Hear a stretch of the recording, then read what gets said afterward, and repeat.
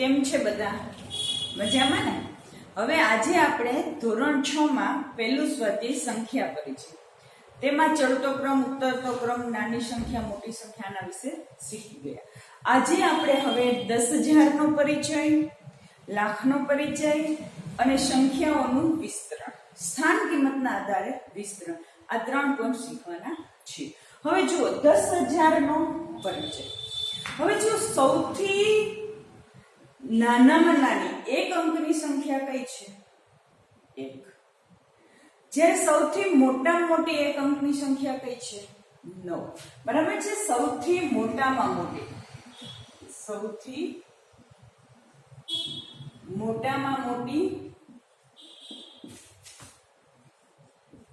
મોટી એક અંકની સંખ્યા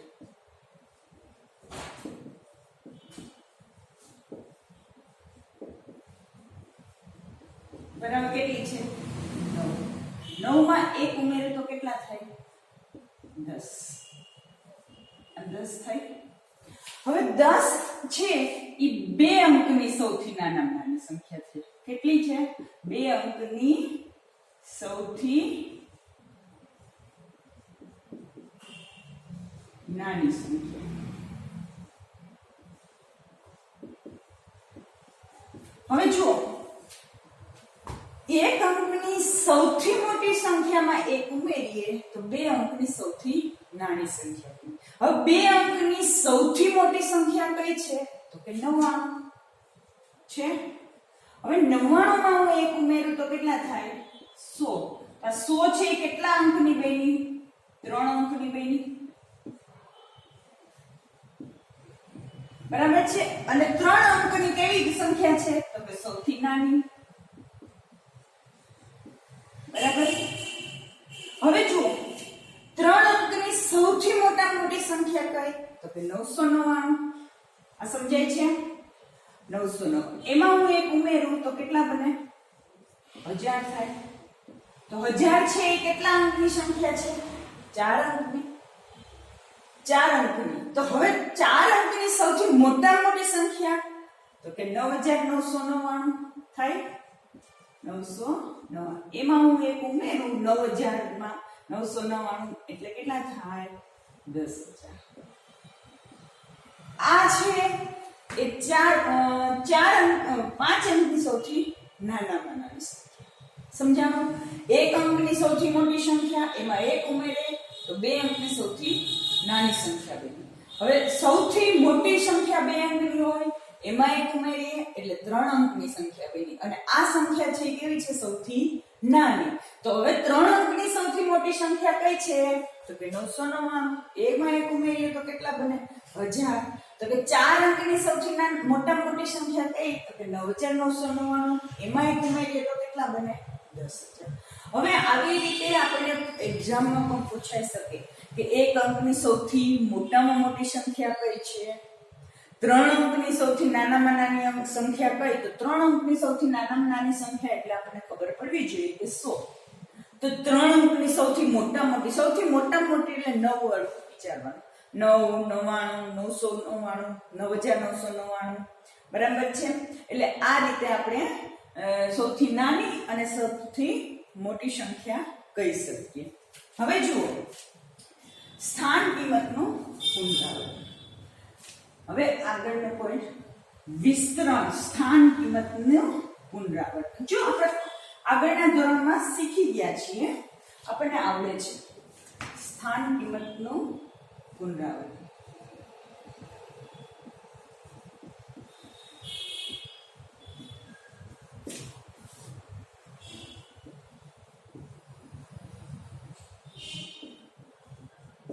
હવે જુઓ, ધારો કે આ 75 છે અથવા 78 છે. હવે આપણને ખબર છે આનું સ્થાન ક્યાં છે? 8 નું. તો કે એકમ. આ કયા સ્થાનમાં છે? આ એકમ. અને 7 છે એ દશક. આ ખબર છે? આપણને ખબર છે, શીખી ગયા છીએ. બરાબર છે? હવે 7 દશકના સ્થાનમાં એટલે એની કિંમત કેટલી થાય? 70 વત્તા 8. હવે 70 કેમ આવ્યા? તો કે દશકના સ્થાનમાં છે એટલે 7 ને કેટલાથી ગુણવા પડે?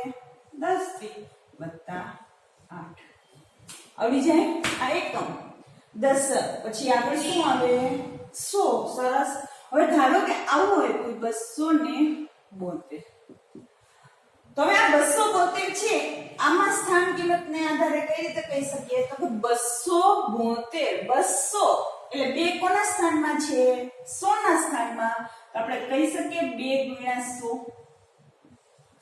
200 બરાબર છે, વત્તા 7 ગુણ્યા 10, દશકના સ્થાનમાં છે, વત્તા 2. તો આ રીતે આપણે સંખ્યાનું વિસ્તરણ કરી શકીએ છીએ. ટૂંકમાં જે સંખ્યા જે સ્થાનમાં હોય એ સ્થાનથી એટલા જીરોથી ગુણાકાર કરવાનો. 2 છે 100 ના સ્થાનમાં છે, આપણે બોલીએ જ છીએ બરાબર, તો 2 પછી 100 ગુણાકારમાં. 7 છે એના પછી દશકના સ્થાનમાં છે એટલે એને ગુણ્યા 10 અને 2. અને સૌથી સહેલામ સહેલી રીત, સૌથી સહેલામ સહેલી રીત માટે એક આપણે ઉદાહરણ સમજીએ. જુઓ, યાદ જ ન રાખવું પડે, તરત જ આવડી જાય આપણે વિસ્તરણ કરતા. ધારો કે આવું આપ્યું હોય 4386, આવું આપેલું છે. હવે 4 છે, આ એકમ, દશક, 100 અને 1000. આ તો આપણને ખબર છે કે 1000 ના સ્થાનમાં છે, તો 4 ગુણાકારમાં 1000. પણ ધારો કે એવી કઈ સમજ ન હોય તો આપણે શું કરીએ? તો કે 4 એને ગુણાકાર, 4 પછી કેટલા આંકડા? 1 2 ને 3, 3 જીરો વડે ગુણાકાર કરી નાખવાનો. એટલે કયા સ્થાનમાં છે? 1000 માં. આવી ગયું. 4 ગુણાકારમાં 1000 વત્તા 3 ગુણાકારમાં, 3 પછી કેટલી સંખ્યા છે? 2 આંકડા છે, 2 આંકડા. તો કેટલા જીરોથી ગુણવાનું? 2 વત્તા 8 ગુણાકારમાં કેટલા આવશે? કેટલા જીરો આવશે? 1. સરસ. વત્તા 6 પછી કોઈ સંખ્યા છે નહીં, તો એનું સ્થાન કયું છે? એકમ. આ રીતે આપણને વિસ્તરણ કરતા આવડી જાય, સંખ્યાનું આવડી જાય. સરસ.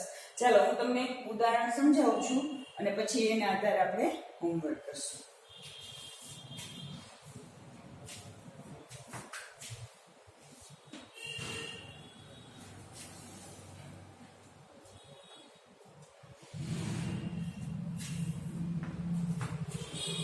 હવે જુઓ,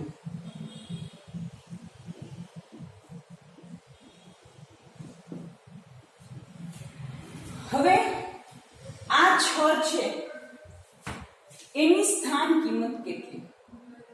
તો જોઈએ આપણે. મેં તમને સમજાવ્યું કે સહેલામ સહેલી રીત, 6 પછી કેટલા આંકડા છે? 1 2 3 ને 4. ગુણાકારમાં કેટલા આવ્યા? 4 જીરો. એટલે કયું સ્થાન થયું? 10000 થયું. એકમ, દશક, 100, 1000 ને 10000. આ 6 છે 10000 ના સ્થાનમાં છે. વત્તા 5 પછી કેટલા જીરો આવશે? 3. સરસ. 1000 ના સ્થાનમાં છે 5. વત્તા 7 ગુણાકારમાં કેટલા આવશે? તો કે 100. વત્તા 4 ગુણાકારમાં 10 અને વત્તા 0. બરાબર છે. હવે આ સંખ્યાનું વાંચન કેમ કરાય? તો કે આ એકમ, દશક, 100, 1000 અને 10000 આ બે છે. જો 1000 અને 10000 આ બે છે એ કેના ખાનામાં છે? 1000 ના ખાનામાં. જેમાં અહીંયા એકમ અને દશક આ બે ને આપણે ભેગા કર્યા હતા એટલે 40 બન્યા હતા. બરાબર છે. તો આ 1000 અને 10000 એટલે કે 1000 ના ખાનામાં કેટલી સંખ્યા આવી? 2. તો છગડે પાછળે કેટલા થાય? 65. 65 740. આને લખાય કેમ? તો કે 65 1000 પછી 740.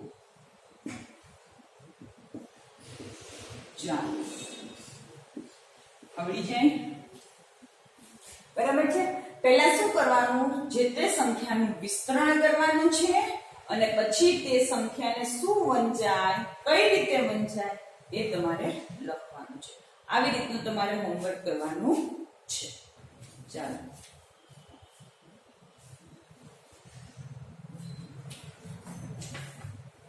હજુ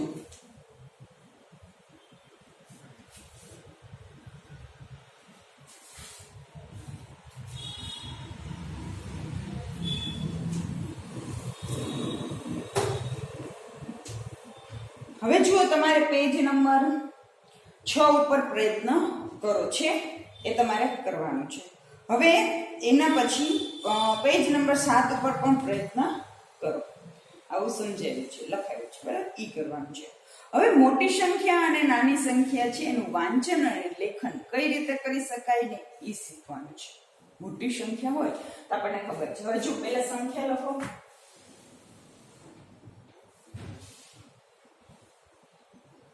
અહીં સંખ્યા બરાબર છે. પછી આ 10 લાખ, લાખ, 10,000, 1,000, 100, પછી દશક, પછી સંખ્યાનું આવું આપણે ટેબલ બનાવીશું.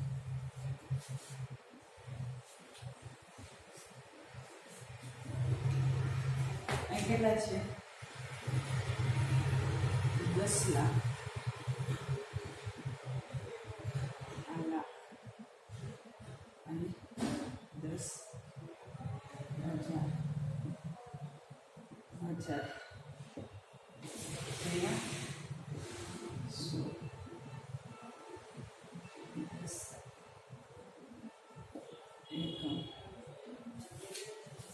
સંખ્યાનું નામ અને પછી વિસ્તરણ.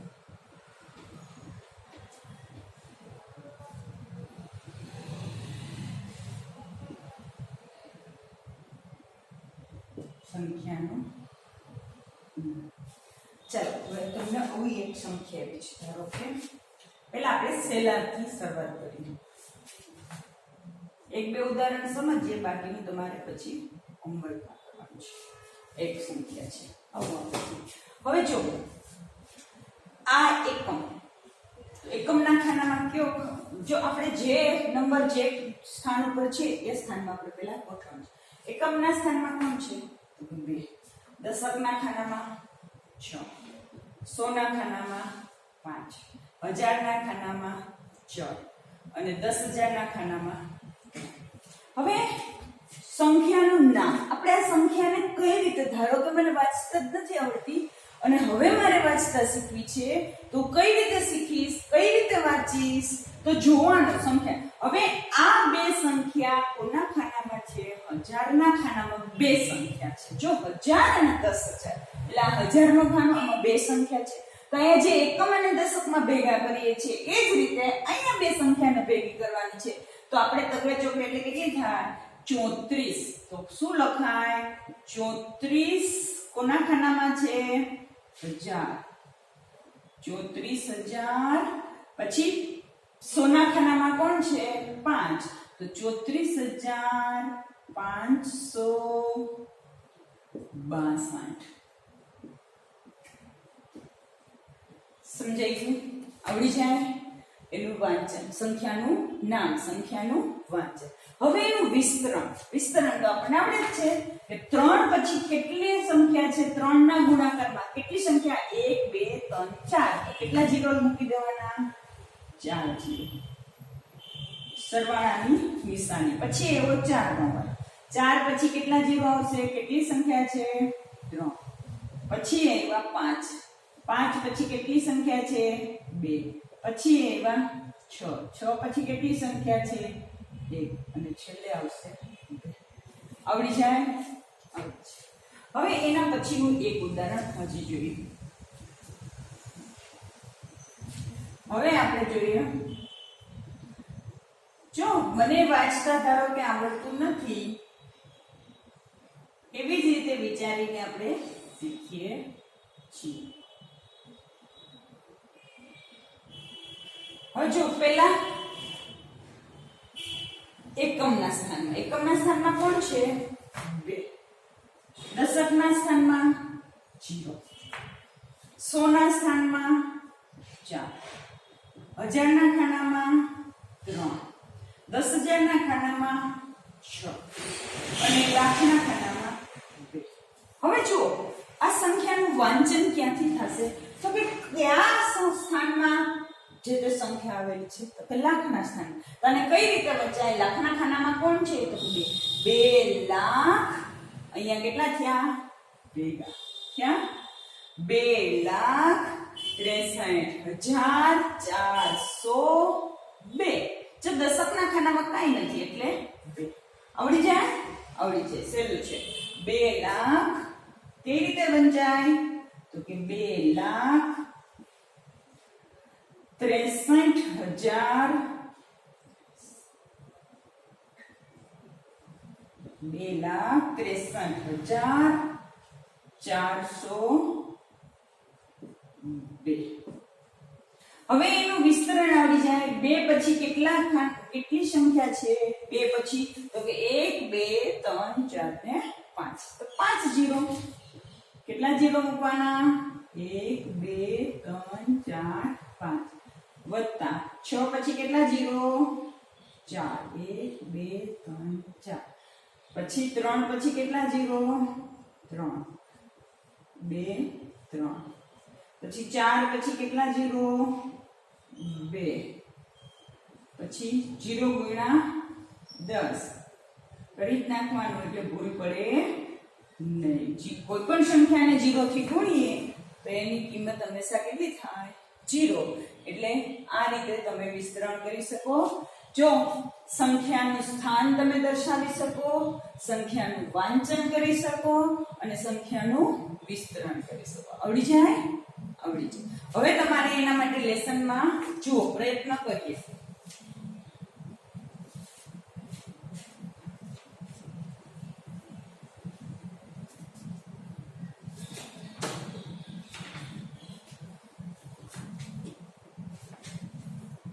હવે હોમવર્કમાં તમને પાના નંબર 10 ઉપર પ્રયત્ન કરીએ આપ્યું છે એ તમારે હોમવર્કમાં કરવાનું છે ન સમજાય તો તમારે મને ફોન કરીને અથવા તો WhatsAppમાં માહિતી લેવાની છે સમજવાનું છે બરાબર એકદમ સહેલું છે આવડી જાય એવું છે બરાબર આવડી જાય છે ને સમજાઈ જાય છે ને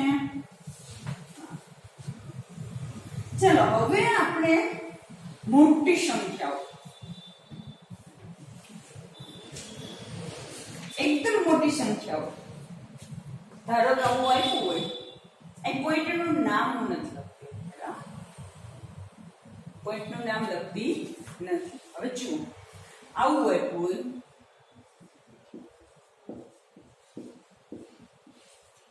હવે આ વાંચવું હોય તો આપણે સીધું વાંચી શકીએ નહીં આપણે તરત ના હોય વિચારવું પડે તો કઈ રીતે વિચારવું પડે તો આપણે કેમ વિચારીએ તો અહીંથી શરૂઆત કરીએ કે એકમ દશક સો હજાર 10,000 ને લાખ તો આ સંખ્યાની શરૂઆત ક્યાંથી થઈ લાખથી શરૂઆત થઈ બરાબર છે હવે આપણને જોઈને સીધી ખબર પડી નહીં આપણે ગણવું પડ્યું કે એકમ દશક સો હજાર 10,000 ને લાખ પણ જો મેં આવું કંઈક કર્યું હોત તો મને તો ખબર પડી જાય કેમ ખબર પડે તો કે આ બે સંખ્યા છે એકમ દશક આ અલ્પ વિરામના આધારે 100 1000 અને અહીંયા લાખ બરાબર છે આવું કંઈક આપણે વાંચીએ છીએ જો સંખ્યામાં તમે જુઓ છો કે આવા નિશાન અલ્પ વિરામ હોય તો એ એમને તો ન જ આપેલા હોય આપણને એનો કંઈક મતલબ તો હોય જ તો આપણે અલ્પ વિરામ કઈ રીતે મૂકવા એ આપણે સમજવાનું છે હવે પહેલી પદ્ધતિ છે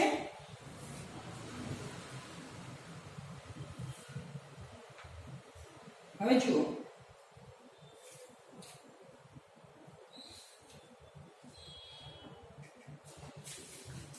ભારતીય પદ્ધતિ પહેલી પદ્ધતિ આપણે શીખવાની છે ભારતીય પદ્ધતિમાં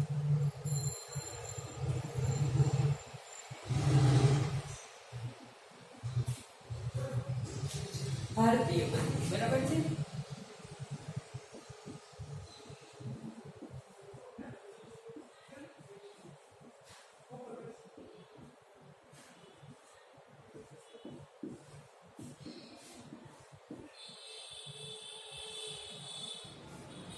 હવે જો આપણે જે સંખ્યા વાંચીએ છીએ ભારતીય પદ્ધતિમાં એ કઈ રીતની છે તો કે એમાં અહીંયા છે ને પછી અહીંયા હવે અહીંયા આવી રીતે ભારતીય પદ્ધતિમાં પહેલા અલ્પવિરામ પાછળથી એકમ, દશક અને સો, એટલે કે પહેલા 3 અંક પછી હોય, પછી દરેક જગ્યાએ 2 અંક પછી હોય છે. સમજાય છે? ભારતીય અંકમાં પહેલા અલ્પવિરામ છેલ્લી 3 સંખ્યાની પહેલા, પછી 2 સંખ્યાની પહેલા. ટૂંકમાં છેલ્લે કેટલી સંખ્યા હોય? 3 સંખ્યા હોય, બાકી બધે કેટલી સંખ્યા હોય? 2 સંખ્યાની પહેલા. હવે જુઓ, આમાં ખબર પડી ગયા એકમ, દશક, સો. તો આ કયું ખાનું હોય? હજારનું. આ કયું હોય? લાખનું. બરાબર છે? તો આપણે કઈ રીતે લખી શકીએ? જુઓ, 2 ની પેર. બરાબર છે? એટલે ભારતીય સંખ્યા પદ્ધતિ છે એમાં અલ્પવિરામ કઈ રીતે મુકાય? તો કે પાછળની બાજુએથી 3 આંકડાની પહેલા મૂકવાનું છે અને પછી 2 અંકની પહેલા મૂકવાનું છે. હવે જુઓ, હવે આપણે સીધી લાઈન થઈ જાય. આ તો આપણને ખબર જ છે એકમ, દશક, સો નું ખાનું છે, આ હજારનું છે, આ લાખનું છે. અને કઈ રીતે વંચાય? તો કે 23 લાખ 46,000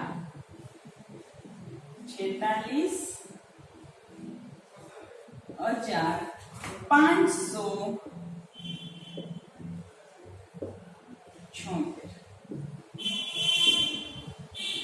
સમજાણું? આવડી જાય? હવે ધારો કે બીજું એક આપું સંખ્યા લખું છું, તમે ફટાફટ જવાબ આપજો.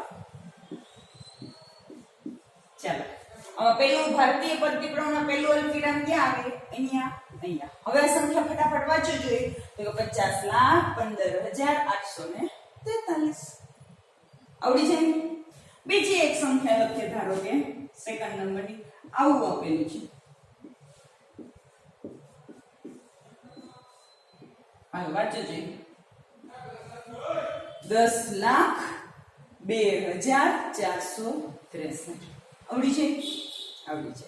બરાબર છે. હવે હું તમને થોડીક સંખ્યા લખી દઉં છું, 5-6. એને તમારે ભારતીય પદ્ધતિ પ્રમાણે અલ્પવિરામ મૂકવાના છે અને પછી જે તે સંખ્યાનું નામ લખવાનું છે.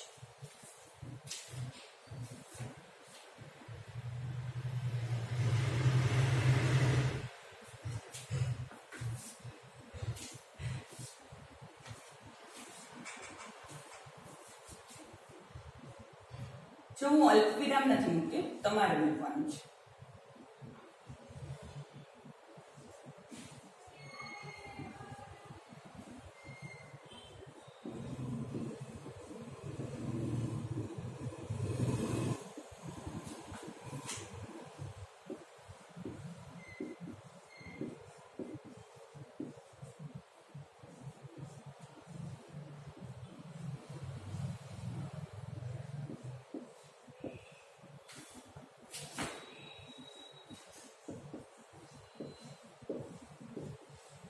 ચલો, આમાં પહેલા તમારે અલ્પવિરામ મૂકવાનું છે ભારતીય પદ્ધતિ પ્રમાણે અને પછી જે તે સંખ્યાનું નામ લખવાનું છે. ચાલો લખી દો.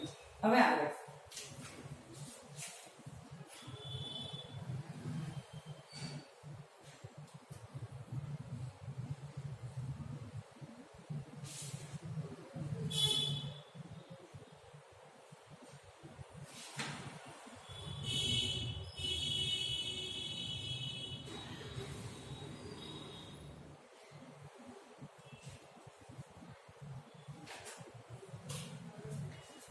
હવે જુઓ, આપણે બીજી પદ્ધતિ લખાઈ ગયું. હવે આંતરરાષ્ટ્રીય પદ્ધતિ.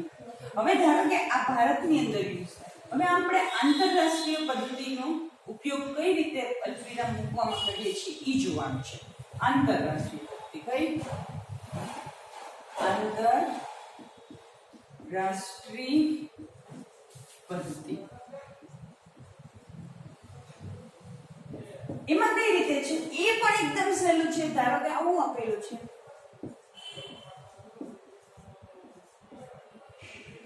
આંતરરાષ્ટ્રીય પદ્ધતિમાં શું છે? તો કે પહેલા ભારતીય પદ્ધતિમાં આપણે છેલ્લેથી 3 આંકડા લેતા હતા, પછી કેટલા લેતા હતા? 2 2 2 લેતા હતા, 2 2 ની પેર બનાવતા. જ્યારે આંતરરાષ્ટ્રીય પદ્ધતિમાં શું છે? પહેલા છેલ્લા 3 આંકડા છે અને પછી 3 3 3. એમાં આપણે ભારતીય પદ્ધતિમાં આપણે યાદ રાખવું પડે કે છેલ્લા 3 આંકડા લેવાના છે અને પછી 2 2 2 ની પેર બનાવવાની છે. બરાબર છે? જ્યારે આંતરરાષ્ટ્રીય પદ્ધતિમાં શું છે? તો કે 3 3 ની જોડી બનાવવાની છે. આ સમજાણું? આ 654 છે. આ કેટલા છે? કોના ખાનામાં આવે? હજારના ખાનામાં. તો હજારના ખાનામાં કોણ આવ્યું? તો કે 482,654. સમજાય છે? કઈ રીતે લખાય? તો કે 482 કોના ખાનામાં છે? હજારના ખાનામાં. તો 482,654. કઈ રીતે લખાય? તો કે 482 482,654. આવડી જાય? સમજાય છે? ભારતીય પદ્ધતિમાં છેલ્લા 3 અંકની પહેલા અલ્પવિરામ મૂકવાનું, પછી બબે અંક પછી મૂકવાનું છે. જ્યારે આંતરરાષ્ટ્રીય પદ્ધતિમાં છેલ્લા 3 અંક પછી 3 લેતું જવાનું છે અને લખવાનું છે. બરાબર? હવે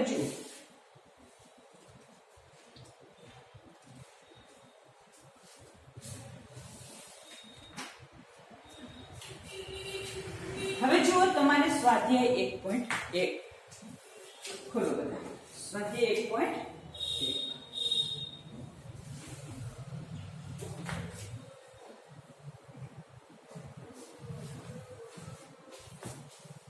ચલ, સ્વાધ્યાય 1.1 છે. એમાં 1 લાખ એટલે કેટલા? 10,000. કેટલી વખત ગુણાકાર કરો તો 10,000 થાય? જો 1 લાખ બરાબર ખાલી જગ્યા 10,000. આવું કીધું છે. હવે આપણને ઈ મગજમાં આવવું જોઈએ કે લાખમાં 1 પછી કેટલા જીરો હોય? કેટલા હોય? સરસ, 5. બરાબર છે? કેટલા હોય? 5. જો આ સમજજો, આ 5 જીરો હોય. હવે 10,000 ના કેટલા જીરો હોય? એક તો 10 ના 1 અને 1000 ના કેટલા હોય? 3. હવે ઘટે કેટલા જીરો? 1 જીરો. અને કેટલાથી ગુણવા પડે આપણે એને? 10. કેટલાથી ગુણાકાર કરવો પડે? 10 થી. આવડી જાય? પ્રતિ ખાલી જગ્યા સહેલી છે. બરાબર છે? 10 મિલિયન એટલે કેટલા થાય? 10, 100, 1000. હવે એ જોવાનું છે. હવે 1 મિલિયન એટલે કેટલા? તો કે 10 લાખ. આપણે લાખ પછી 10 લાખ લઈએ, 10 લાખ પછી કરોડો લઈએ. ને આંતરરાષ્ટ્રીય પદ્ધતિમાં શું છે? કરોડ નહીં, તેમાં 10 લાખ એટલે 1 મિલિયન. જો આપણે સાંભળીએ છીએ, વાંચીએ છીએ ન્યૂઝપેપરમાં, મિલિયન છે, બિલિયન છે. મિલિયન થી આગળ શું આવે? બિલિયન આવે. બરાબર છે? હવે જુઓ, દાખલા નંબર 2. યોગ્ય રીતે અલ્પવિરામ મૂકો અને સંખ્યા લખો. આવડી જાય? આવડી જાય. જો તમે શબ્દમાં સંખ્યા આપેલી છે અને તમારે લખવાની છે 73,75,307. એકદમ સહેલું છે. 73 લાખ એટલે આપણે સીધા લખવાના 73,75,000. પછી કેટલા છે? 307. આવડી જાય? એકદમ સહેલું છે. અલ્પવિરામનો ઉપયોગ કરતું જવાનું છે. બરાબર છે? એટલે એ પણ આવડી છે. પછી દાખલા નંબર 3 છે, અલ્પવિરામ મૂકો અને સંખ્યા લેખન કરવાનું છે. એ પણ આવડી છે. અને જ્યારે આંતરરાષ્ટ્રીય પદ્ધતિ છે, ચોથો દાખલો, એ પણ તમને આવડી છે. આજે આપણે અહીંયા સુધી રાખીશું. ન સમજાય તે મને વોટ્સએપમાં અથવા તો ફોન કરીને પૂછી શકો છો. જય હિન્દ, જય ભારત.